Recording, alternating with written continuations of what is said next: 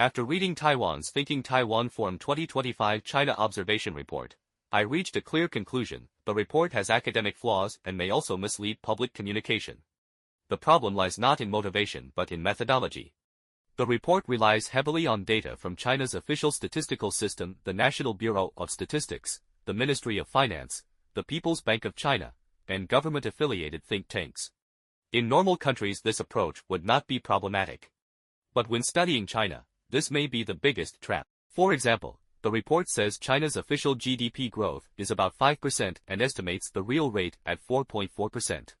Yet macroeconomic statistics themselves can easily contain an error margin of around 1 percentage point. Adjusting 5% to 4.4% does little to challenge the official narrative. Some scholars estimate China's GDP may already have declined to between -1.2% and -1.4%. Based on real conditions, my own judgment is even more pessimistic, perhaps between -3% and -4%.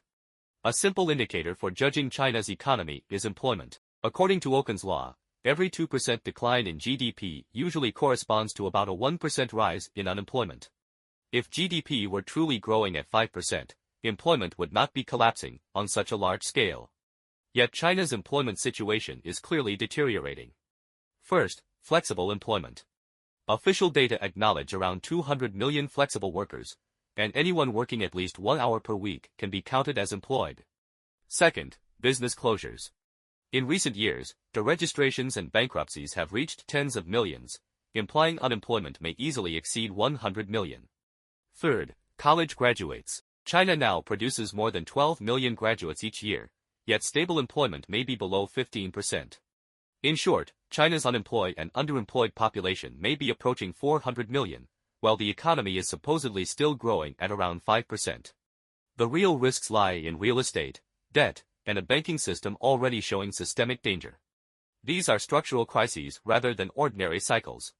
Although the report identifies some problems, it still remains trapped within the framework of China's official data. This is like observing reality through a distorted mirror. If the mirror itself is crooked, the reflection cannot be straight. This may not be a problem of motivation among Taiwanese scholars. Rather, it reflects a methodological mistake common in Western academia: excessive trust in authoritative data.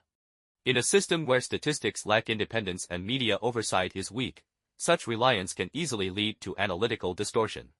Therefore, if the Thinking Taiwan Forum truly hopes to understand China, it must reconsider its research methodology. Otherwise, its observations may resemble a blind man riding a blind horse.